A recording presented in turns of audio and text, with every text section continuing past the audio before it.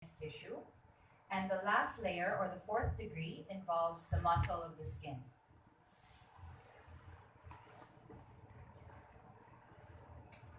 This is an example of a first degree or superficial burn. So first degree or superficial burns usually present as redness and burning and sensation. It only covers a small area and there are no blisters. So the most common is sunburn. Once the blisters form, that's already a second degree burn. Don't pop the blisters, okay? So a lot of parents get giggle or they're not really sure when they see a big blister. Don't touch it, okay? So this is an example of a second degree burn. So here's the blister, here. This is an example of a third degree burn. So third degree burns, as I mentioned earlier, it hits the subcutaneous tissue or the fat layer. This is an example of a child who was placed in bath water that was too hot.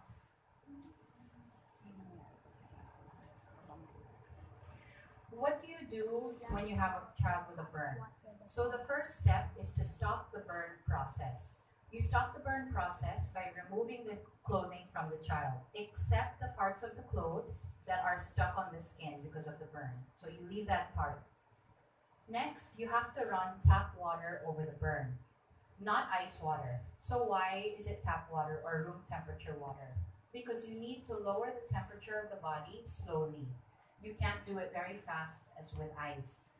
It's like a steak. When you take the steak out of the ref, you have to thaw it, right? So slowly or gradually reduce the temperature of the burn.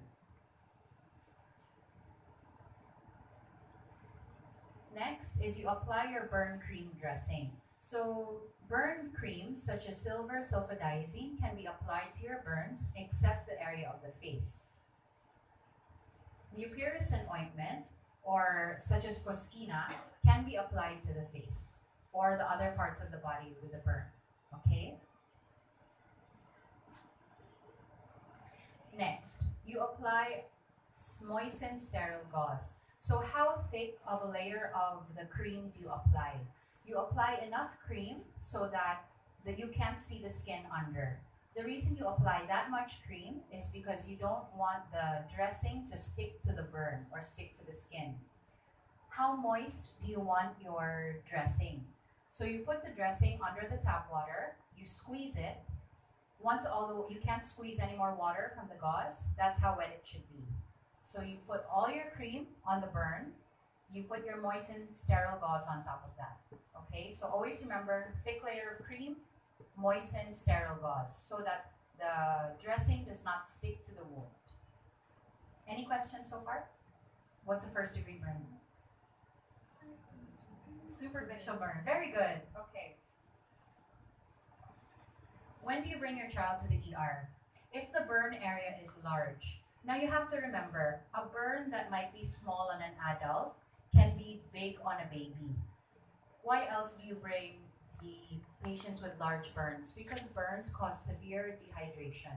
And this dehydration in a burn can only be corrected through IV hydration or intravenous fluid hydration. Now, the IV fluids that they will give in the hospital are calculated according to how big the burn is and how much your child weighs. So if you have a big burn, you bring your child to the hospital right away. If the burns were caused by fire, electrical wiring, or chemicals, these kinds of burns are not simple burns. So let's say your child touches the electrical socket, you have to bring your child, even though it might seem like it's not a big deal, you have to bring your child to the ER. Because imagine if the electric current is going through the different organs of the body.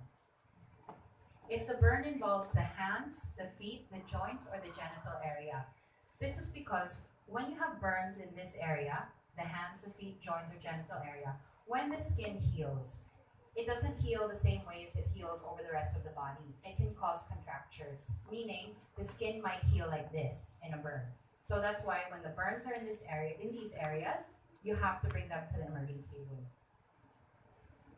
Next, if the burn looks infected meaning it's red, it's warm to touch, painful, swollen, or it may ooze with pus. Because this needs to be treated with antibiotics, and also don't forget, the burn is still a break in the skin, so you need your tetanus tetanus vaccination.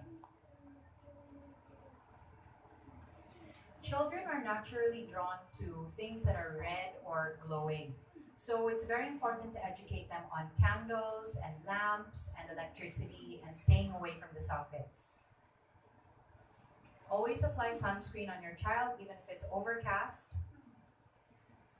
And always check the temperature of the water before you put your child inside. If you're cooking, have the child stay away from the stove. And we'll move on to allergies. Any